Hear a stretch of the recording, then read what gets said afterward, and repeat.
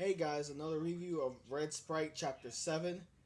This chapter is completely freaking awesome because we get to actually see the guy, Alfred, which is freaking awesome because first of all, we find out a little bit of his background. He was part of the orphan children with Tatsu and Mono. Tatsu being the most, we gotta do this, we gotta do this, we gotta do this. Mono, as you know, was timid, always quiet, always nervous, didn't really want to interact with that many people. And then you got Albert. I think his name is Albert or Alfred. I think it was Alfred. Well, we'll see his name soon. Sorry if I got his name wrong.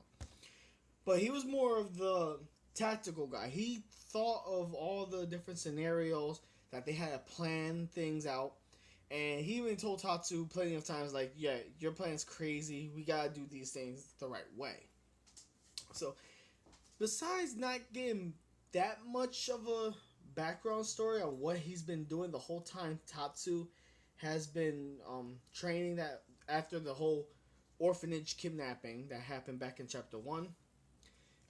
His entry basically blew my mind because not only he came out attacking soldiers that are clearly afraid of him. They're not like usually people that was afraid of Tatsu, well the soldiers, they were more afraid of like what his people was gonna do and what he was gonna do. But him by himself was already wreaking havoc because not only his Thunder Core has a unique ability that separates him from Tatsu, it's similar to Magneto. He is a magnetic. I guess you could say he controls magnetism because those little electrical currents that's wrapping around that metal beam, he can manipulate that. He could use it and fling it and stop bullets. Seeing his powers in action makes me. I can't wait for him to meet with Tatsu again and Mono and build this squadron up because right now he's by far going to probably be my favorite character besides Tatsu. Mono, I'm not feeling Mono because Mono's just a creepy, stellar, timid character that I really don't like. See what's abnormal? Abnormal magnetism. There you go. That's the name of it. And remember, in the last panel, we see him carrying I guess you could say a hoister with all these AK-47s and guns. And at first when I saw this, I was like, why does he got a hoister with all these guns?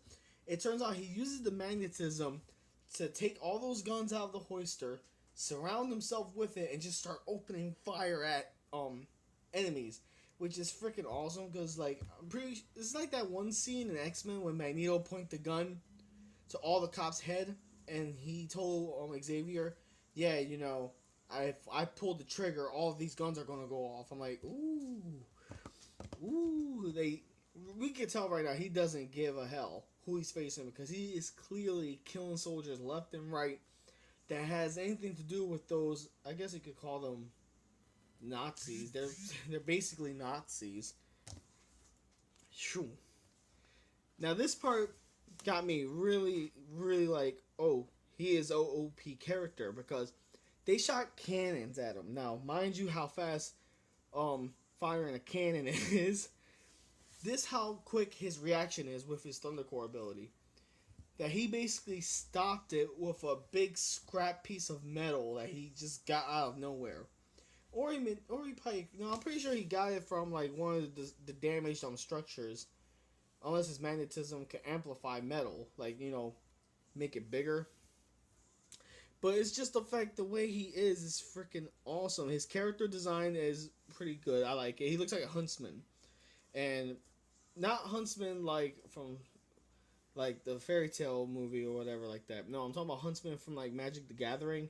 The huntsman cards with the hoisters, the guns and stuff. He reminds me of one of those.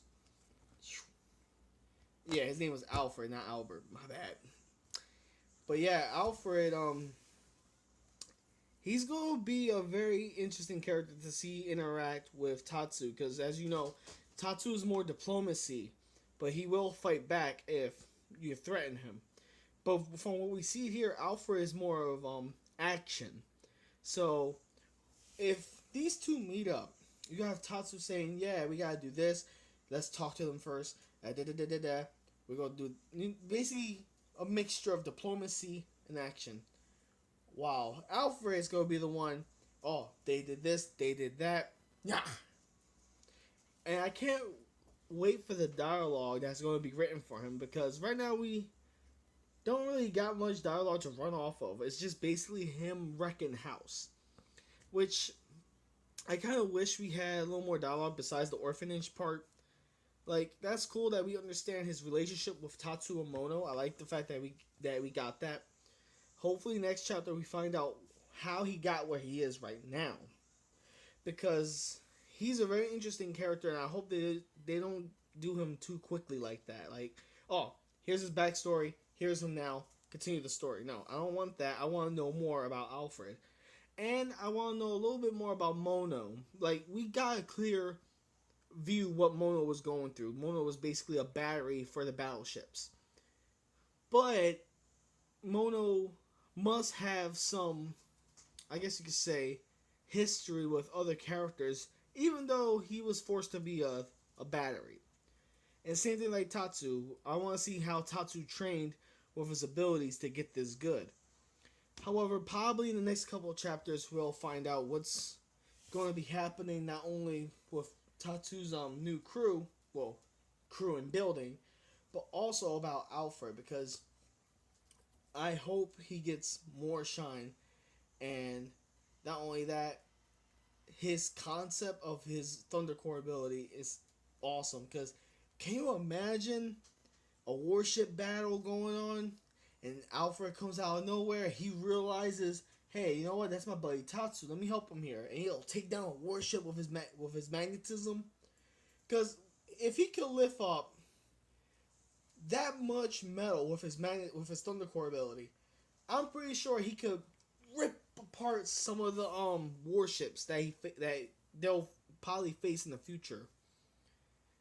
But yeah, this is more like a teaser. I feel like that this whole chapter was a tease to get you like hyped up, and they did the job well.